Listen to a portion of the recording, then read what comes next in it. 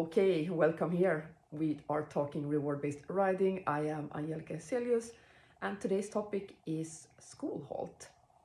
Maybe more on how we can actually teach it with positive reinforcement training techniques than anything else for today.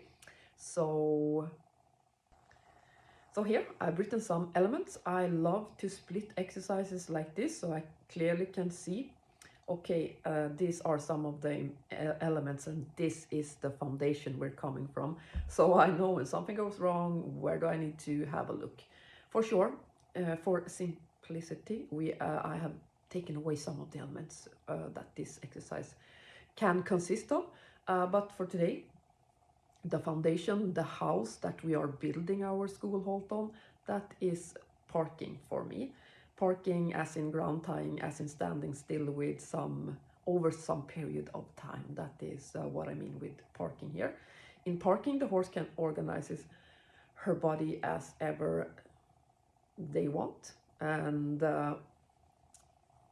just the understanding of, I'm gonna stand here parking for, I don't know, I think all my horses can park for several minutes. I think that's good. What you need is at least 30 seconds, I would say, of a solid parking. But moving on from that to the connected halt, as I've written here, we also need a little bit of idea from the horse that hanging on the forehand is not the best solution here. And if that is a little bit natural to the horse, yes. The school halt itself, the journey, this is more a journey than anything else, will help us with that. But from where I'm standing, we need to have installed some idea of the thoracic lift, that the chest is not hanging between the horse's shoulder, because that's going to stop the whole movement and not give us all the benefit these exercises actually can bring, both for the work in halt and for the work in movement. So that's one thing. I have written weight shift here, and weight shift, yeah, that can help with the connected halt as well. But weight shift here, as in meaning, can the horse understand that we can shift our weight backwards without actually doing a backup? That is also a process for many horses to differ, like this is a new gait, this is halt, and now we're doing this. So that direction I want, and more importantly, because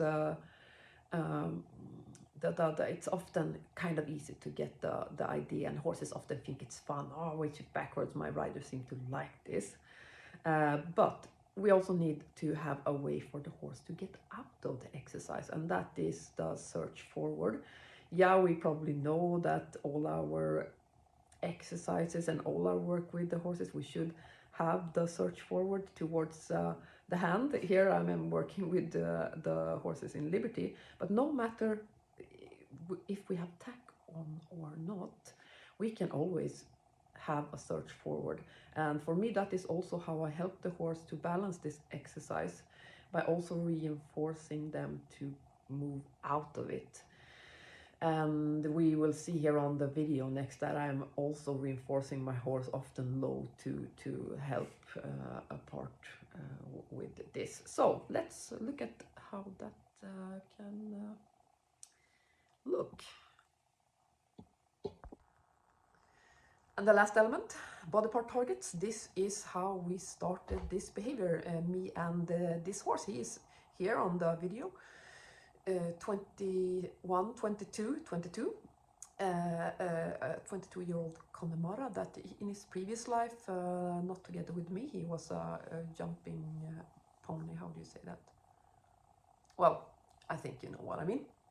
And I've helped him with a little bit of a rehab and finding more of his body awareness, and teaching him the school halt, more than actually getting to the full school halt itself. That is of less interest to me, to see what the school halt actually can bring to our training moving forward.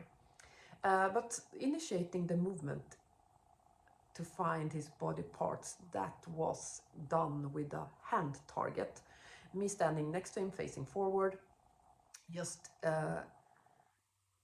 showing him to, okay, can we dock in here? Can you sit a little bit in my hand? He had a very hard time.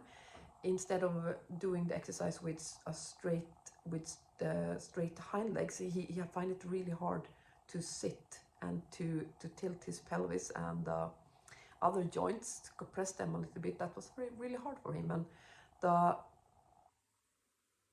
hind end target in this case helped him a lot with finding different body parts, and helped it being easier for me to explain this is what it's all about.